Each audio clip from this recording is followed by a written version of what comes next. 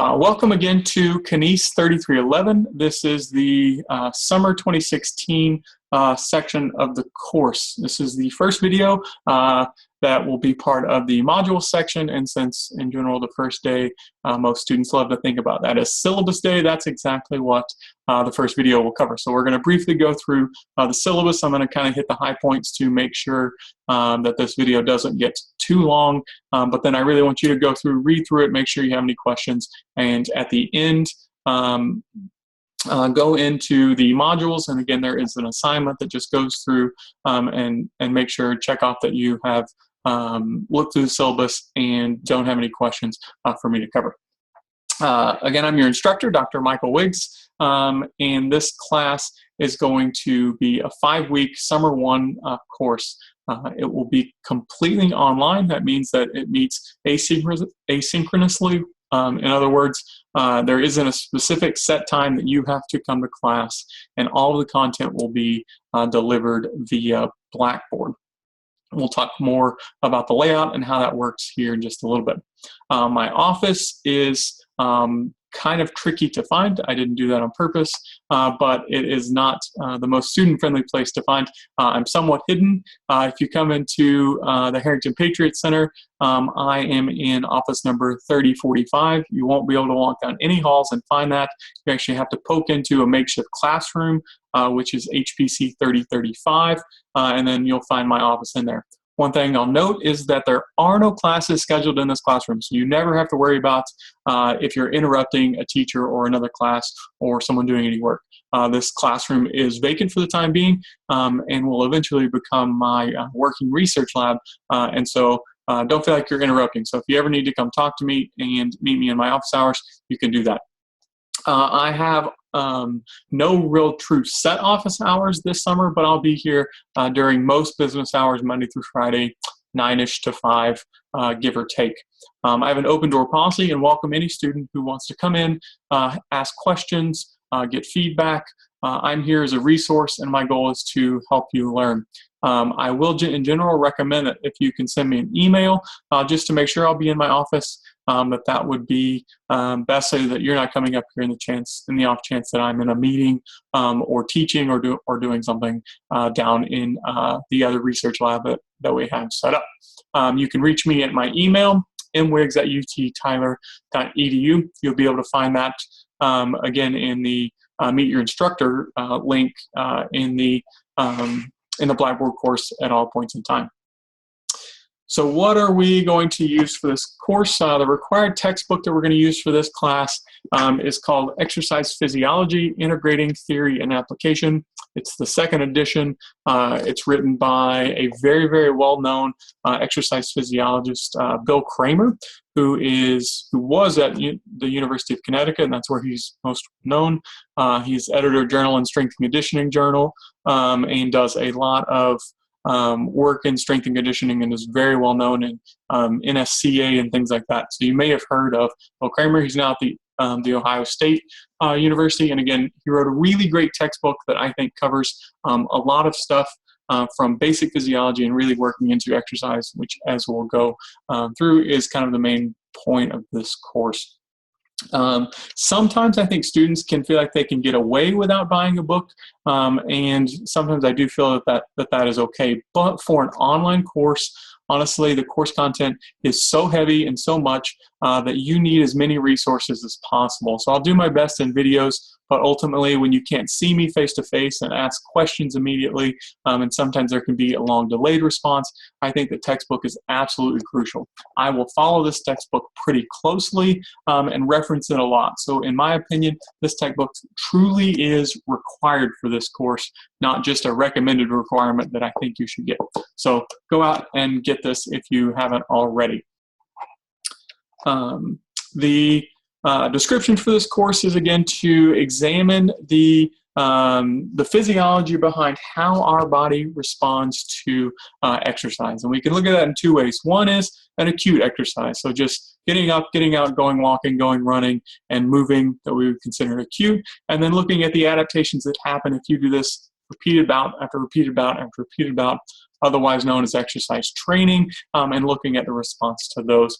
And so we'll really focus in on three main areas and then hit some special topics. Those three main areas are neuromuscular, metabolic adaptations, and cardiorespiratory responses to exercise. As a prerequisite, this course requires successful completion of A&P 1 and 2. The reason that we do this is because I assume that you already know all of this. So for example, as we get into the neuromuscular section first, I'll assume that you already understand how an action potential works, because that's something that you definitely have had in anatomy and physiology. And so while we may review it, we're going to breeze through it, and then you will be fully expected to have already known that from anatomy and physiology. Furthermore, we have a co-requisite for this class. Again, this is co-enrollment in Knies 3312, the Exercise Physiology Lab. What we'll be doing in that class is taking many of the concepts that we have done in this course. We'll dive a little bit deeper. I'll give some great, depending on how you look at it, I think they're great, maybe not, analogies to how these work. Try to bring them as much as I can into the applied physiology world, and then get you some hands-on training and lab experience in very general procedures that lots of exercise physiology labs will do. If you're not enrolled, let me know, and we can either get you enrolled or figure out why you're not enrolled.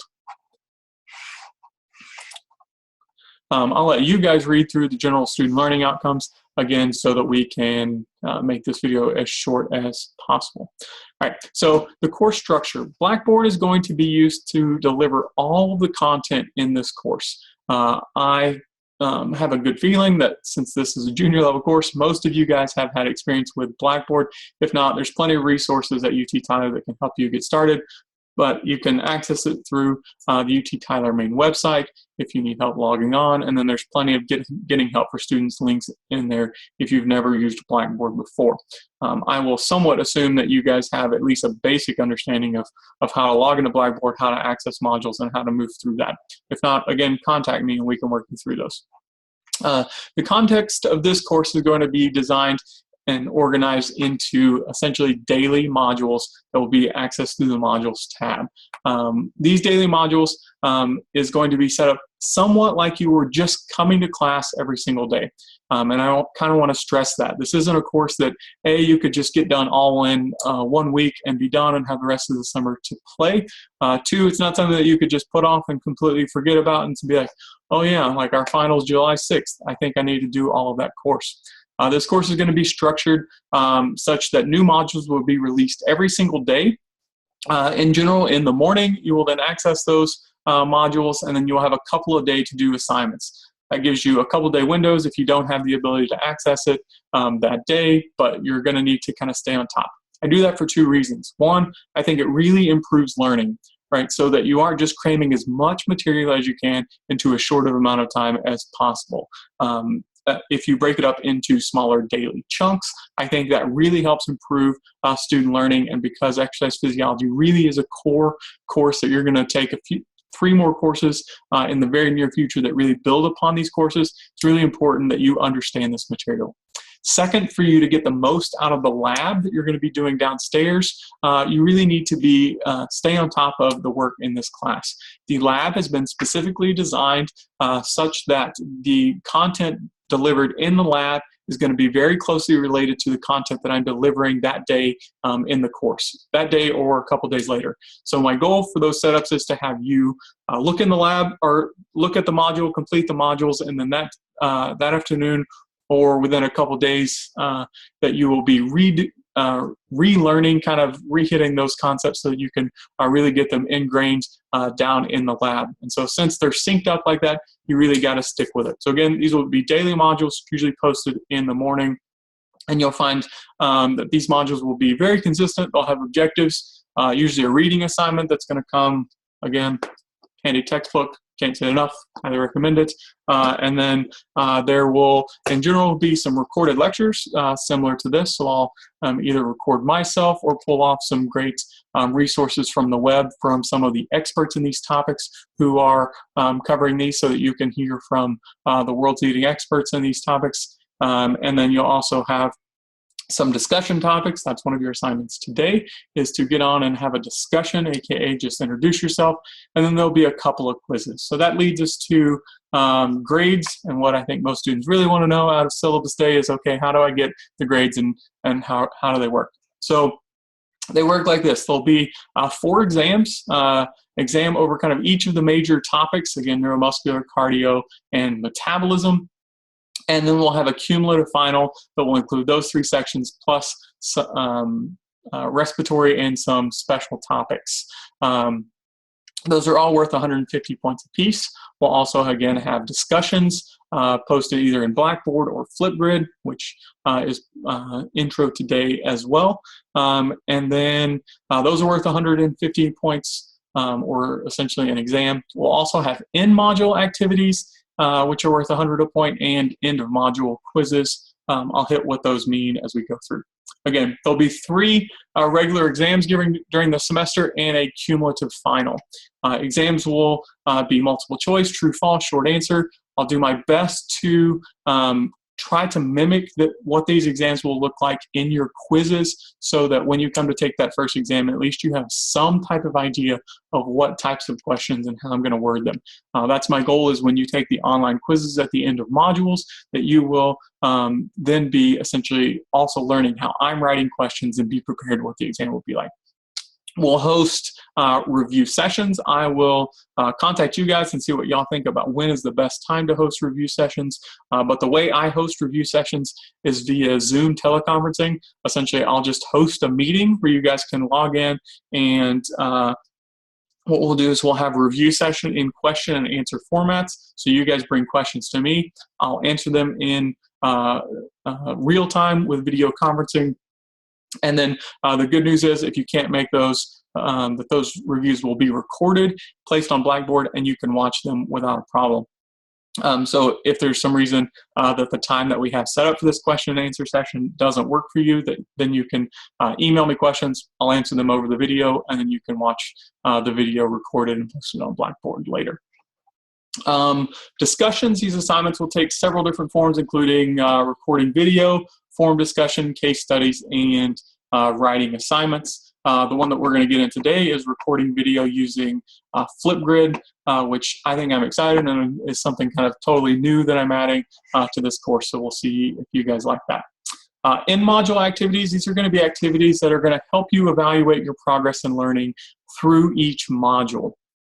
The good thing about these for students is they're going to allow unlimited attempts in order to ensure that you understand the concepts that are being provided. So as you're working yourself through the module, there'll be different learning activities, some in just matching, or maybe put things in order, or your very basic true, false, or multiple choice questions. If you get them wrong, no big deal. Just go back, take it again, and make sure you get all the right answers, and you can get full credit for those, because of course these are going to also play a part in your grade. There will also be end-of-module quizzes. End-of-module quizzes will be one chance only, and they are essentially for you to gauge how well you've learned the material covered in that topic. So in general, we won't necessarily have end-of-module quizzes daily, but we'll have several of them, and those will kind of be, again, similar to what the exam is going to be like. My goal is to get your feedback as quick as possible. A lot of this stuff will be instant, right? It's nice that it's online, and that if it's short answer, or as long as it's not a short answer question or draw some type of graph, then you will get the feedback almost instantly. So summer class, I think I have about a week to get grades here done. I know that I'm on the same timeline you guys are, so I'll have to bust it, and 1 week is definitely long term for me, so I will plan to be done much sooner than 1 week with getting assignments. Don't count on extra credit for this course. This is kind of your general statement. We'll see how things go, but I don't plan on giving any extra credit. Please don't be at the end of the semester come back and say, oh, I need extra credit for 1 point. What can I do? Because I won't offer any of that.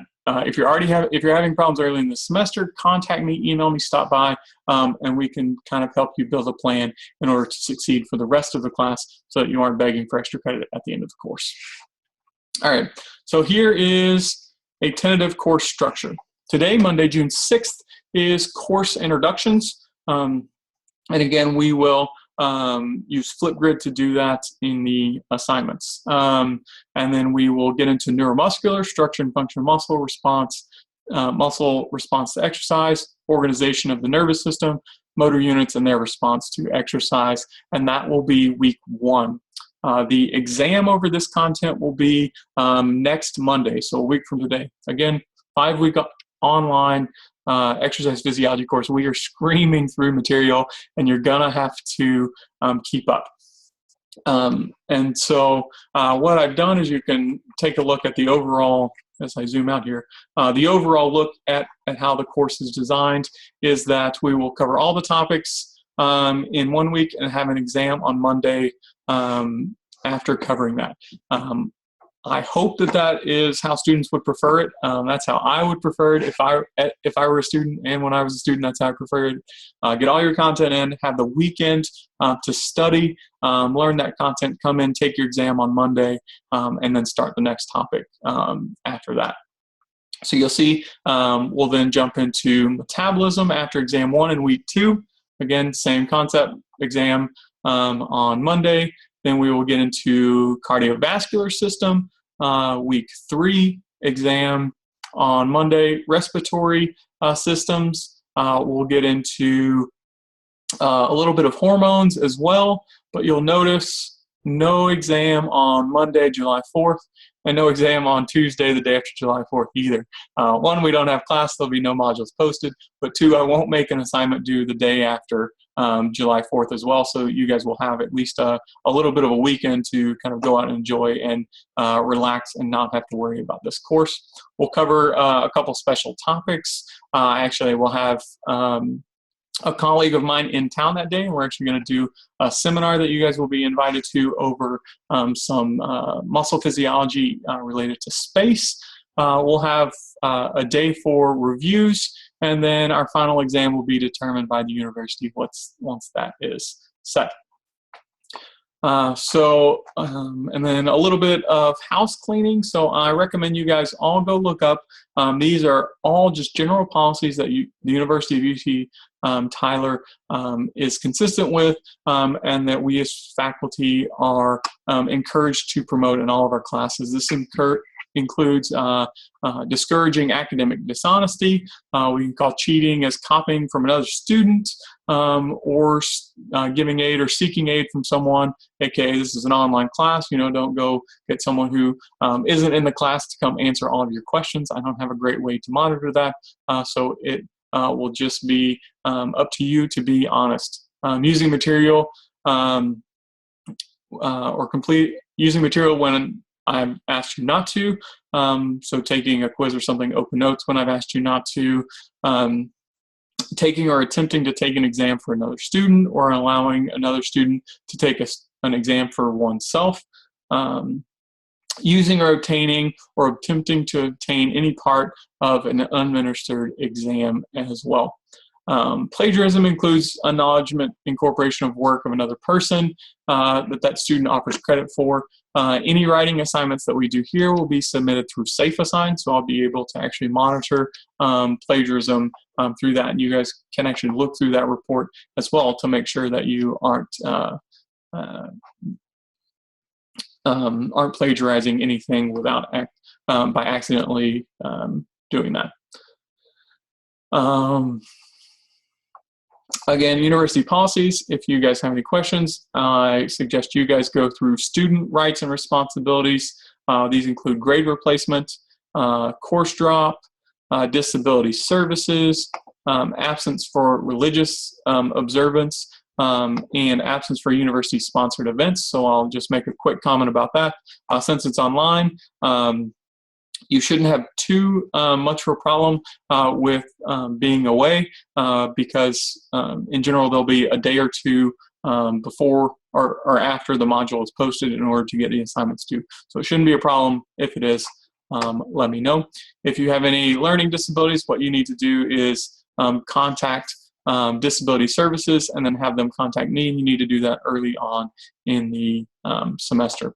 and then Social Security and FERPA.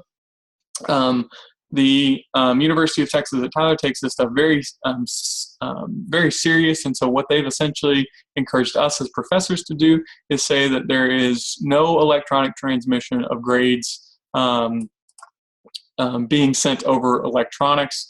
So the only way that I can get you grades is one of two ways. You can follow along through Blackboard and see how they go.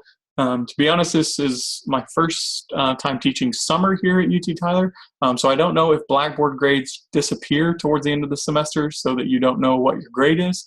I'll have to look into that. But in other words, if they disappear and you aren't able to see them, don't email me and say, hey, what's my grade? My general email response will be, UT Tyler suggests that I not send grades over email. I'm happy to discuss grades with you in my office in person. All right, so with that, I think that covers all of the syllabus in a pretty brief manner. Again, I want you guys to go through, read through this again, look over it, make sure that there aren't anything that you missed or have questions about. If so, send me an email and we can chat about that over that. All right, let's get ready to get started. It'll be a fun day. We'll start into skeletal muscle next week, or next week, tomorrow. And I'll make this comment right before it as I get ready to sign off. So I keep saying week, and that's just because I'm still in the fall, spring semesters. But realistically, what I want you to understand and think about as we go through the semester is that 1 day of course in the summer is essentially equal to about a week of content in the normal semester.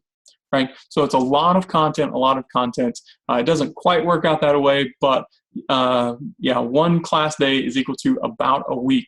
And so that'll give you an idea of how fast the content's going to flow. So muscle starts tomorrow, which as you'll learn is my favorite part as I get into my intros. So go check out my intro on Flipgrid, add your own, and get to seeing the students that you're going to be sharing this class experience with. Have a great one.